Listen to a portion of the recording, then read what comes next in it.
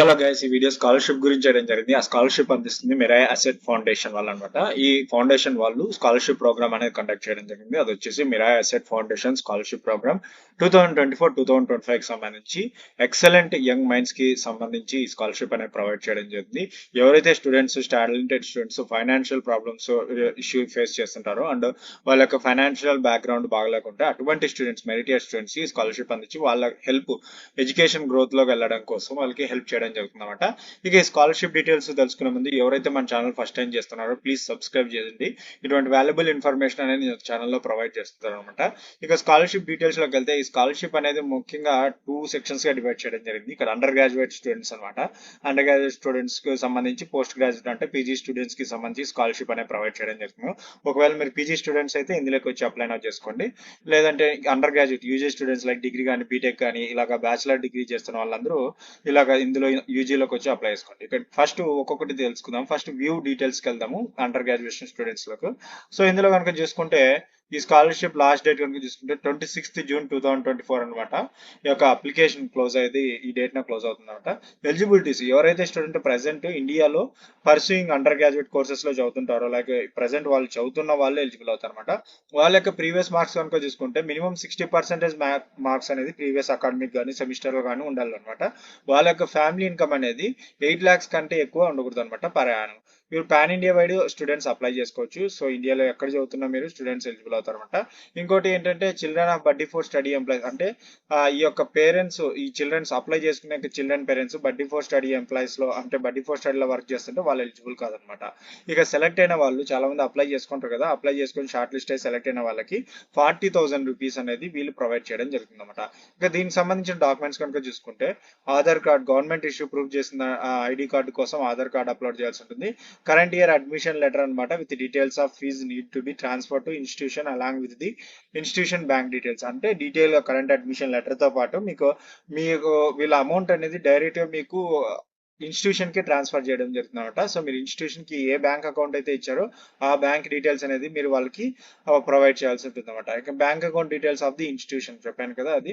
ఇక previous year mark sheet along with class 12th mark sheet అనమాట. అంతేవిధంగా previous semesters mark sheet తో పాటు మీ యొక్క క్లాస్ 12th మార్క్ షీట్స్ కూడా అప్లోడ్ చేయాల్సి ఉంటుంది. ఇక ట్రాన్స్జెండర్ సర్టిఫికేట్ ఇన్ కేసు మీరు ట్రాన్స్జెండర్ అంటే కనుక ఆ సర్టిఫికేట్ దానికి సంబంధించిన సర్టిఫికేట్ అనేది అప్లోడ్ చేయాల్సి ఉంటుంది. ఒకవేళ కాకుంటే నో నీడ్ వరీ అవ్వాల్సిన లేదు. Disability certificate in case disability ఏమైనా ఉంటే ఆ యొక్క సర్టిఫికేట్ అనేది మీరు అప్లోడ్ చేయాల్సి ఉంటుంది అనమాట. అదర్ బ్యాక్వర్డ్ కమ్యూనిటీ సర్టిఫికేట్ ఏదైనా క్యాస్ట్ సర్టిఫికేట్ ఉంటే అది అప్లోడ్ చేయండి. ఒకవేళ లేకుంటే నో ప్రాబ్లం అనమాట. ఇక ఫ్యామిలీ ఇన్కమ్ ప్రూఫ్ కి సంబంధించి ఇందులో ఏదైనా ఒక డాక్యుమెంట్ అది వచ్చేసి ఐటీఆర్ రిటర్న్ ఫామ్ కానీ శాలరీ స్లిప్ కానీ రిసిప్ట్స్ కానీ ఇక parent are self employed of the applicants need to submit and economical weaker EWS certificate కానీ ఏదైనా ఉంటే కనుక దాన్ని అప్లోడ్ చేయాల్సి ఉంటుంది అనమాట. ఇంకా రీసెంట్ ఫోటో అనేది అప్లోడ్ చేయాల్సి ఉంటుంది అనమాట. ఓకేనా, ఇవి అనేది ఈ స్కాలర్షిప్ కి సంబంధించిన డీటెయిల్స్ అనమాట. ఒకవేళ మీరు ఎలిజిబుల్ అయితే ఇక్కడ అప్లై ఉంది కదా దాని మీద క్లిక్ చేయండి. ఇక నెక్స్ట్ స్కాలర్షిప్ కనుక చూసుకుంటే పోస్ట్ గ్రాడ్యుయేషన్ స్కాలర్షిప్ అనమాట. సో స్టూడెంట్స్ ఎవరైతే పోస్ట్ గ్రాడ్యుయేట్ మాస్టర్స్ చదువుతుంటారో వాళ్ళు ఎలిజిబుల్ అవుతారు. వాళ్ళకు కూడా అప్లికేషన్ లాస్ట్ లైన్ కనుక చూసుకుంటే 26th June 2024 కంప్లీట్ అవడం జరుగుతుంది అనమాట. సో ఓపెన్ స్టూడెంట్స్ వాళ్ళు కూడా కరెంట్లీ ప్రెసెంట్ చదువుతున్న వాళ్ళు ఎలిజిబుల్ అవుతారు. ఇక స్టూడెంట్స్ 60% మార్క్స్ ఉన్న వాళ్ళు ప్రీవియస్ సెమిస్టర్స్ లో కానీ ఇంకా బీటెక్ లో కానీ మంచి మార్కులు అండర్ గ్రాడ్యుయేషన్ లో కానీ 60% అట్లీస్ట్ 60% మార్క్స్ ఉన్న వాళ్ళు ఎలిజిబుల్ అవుతారు అనమాట. వీళ్ళ ఫ్యామిలీ ఇన్కమ్ కూడా పర్ యానం 8 lakhs కంటే ఎక్కువ ఉండకూడదు. పాన్ ఇండియా వైడ్ అప్లికేషన్స్ అనేది అప్లై చేసుకోవచ్చు అనమాట. Children of buddy four study employees are not eligible to participate అనమాట. వీళ్ళు కనుక స్కాలర్షిప్ కి అప్లై చేసుకొని షార్ట్ లిస్ట్ సెలెక్ట్ అయితే వీళ్ళకి 50,000 రూపీస్ అమౌంట్ అనేది ప్రొవైడ్ చేయడం జరుగుతుంది అనమాట. కంపారిజన్ టు యూజీ కోర్సెస్ లో వీళ్ళకి 10,000 ఎక్స్ట్రా ఇవ్వడం జరుగుతుంది. దాని రీజన్ వచ్చేసి మాస్టర్స్ కాబట్టి అదే పీజీ కాబట్టి వీళ్ళకి 50,000 ప్రొవైడ్ చేయడం జరిగింది.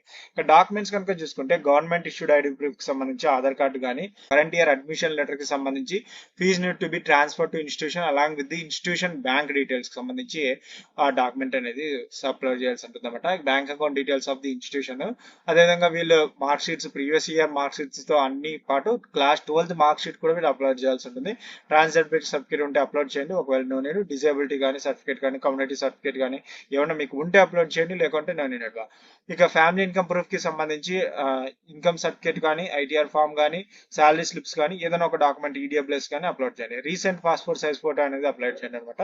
ఇక ఓకేనే అప్లై, ఈ ప్రాసెస్ చూసుకుని మేము అప్లై చేసుకోవచ్చు. ఒకవేళ మీరు పీజీ అంటే కనుక ఇక్కడ వచ్చి అప్లై నా మీద క్లిక్ చేయండి. ఇక సెలక్షన్ ప్రాసెస్ కనుక చూసుకుంటే సెలక్షన్ ప్రాసెస్ అనేది 3 స్టేజెస్ గా ఉంటుంది అనమాట. సో ఫస్ట్ గా అప్లై చేసిన వాళ్ళందరినీ ఫైనాన్షియల్ బ్యాక్గ్రౌండ్, అదేవిధంగా మెరిట్ లిస్ట్ ద్వారా అప్లికేషన్ షార్ట్ లిస్ట్ చేయడం జరుగుతుంది. అది ఫస్ట్ రౌండ్. అందులో నుంచి షార్ట్ లిస్ట్ అయిన వాళ్ళకి టెలిఫోనిక్ ఇంటర్వ్యూ కాల్ చేయడం జరుగుతుంది. ఆ టెలిఫోనిక్ ఇంటర్వ్యూలో డాక్యుమెంట్ వెరిఫికేషన్ అనేది చేయడం జరుగుతుంది. అందులో సెలెక్ట్ అయిన వాళ్ళకి scholarship providers make the final scholarship selection. ఇక స్కాలర్షిప్ స్పాన్సర్స్ వాళ్ళు కాల్ చేసి వాళ్ళకి ఫైనల్ రౌండ్ కి ఇన్వైట్ చేయడం జరుగుతుంది అనమాట, స్కాలర్షిప్ సెలక్షన్స్ కి. సో అందులో మరి బాగా పర్ఫామ్ చేసిన వాళ్ళు, వాళ్ళ డీటెయిల్స్, ఫైనాన్షియల్ బ్యాక్గ్రౌండ్, మెరిట్ అంతా షార్ట్ లిస్ట్ తీసి అప్పుడు వాళ్ళకి సెలెక్ట్ చేయడం జరుగుతుంది అనమాట. సో ఇక సెలక్షన్ అమౌంట్ ఎలా ఇస్తారంటే వీళ్ళు డైరెక్ట్ గా మీ యొక్క ఇన్స్టిట్యూషన్ కి, అడ్మిట్ అయిన ఇన్స్టిట్యూషన్ కి వీళ్ళు స్కాలర్షిప్ అమౌంట్ అనేది డైరెక్ట్ గా ప్రొవైడ్ చేయడం జరుగుతుంది. ఓకేనా. ఇక ఈ స్కాలర్షిప్ సంబంధించి మీకు ఏమైనా క్వారీస్ గా ఉన్నాయంటే, లైక్ డీటెయిల్స్ గా తెలుసుకోవాలంటే వాళ్ళు మెయిల్ ఐడి ఇచ్చారు, అదేవిధంగా ల్యాండ్ లైన్ నెంబర్ ఇచ్చారు. సో వీళ్ళు ఈ టైమ్ ఆఫ్ డ్యూరేషన్ అవైలబుల్ గా ఉంటారు. మీరు వెళ్ళి కాల్ చేసి మీ యొక్క క్లారిఫికేషన్స్ అన్ని తెలుసుకోండి. ఓకేనా. ఇటు వాల్యుబుల్ ఇన్ఫర్మేషన్ కనుక మీకు కావాలంటే నా ఛానల్ ని సబ్స్క్రైబ్ చేసుకోండి మరి. ఫ్రెండ్స్, ఈ వీడియో కనుక మీకు నచ్చినట్లయితే లైక్ చేయండి, షేర్ అండ్ సబ్స్క్రైబ్ చేయడం మాత్రం మర్చిపోకండి. Thanks to my viewers and subscribers. Thanking you.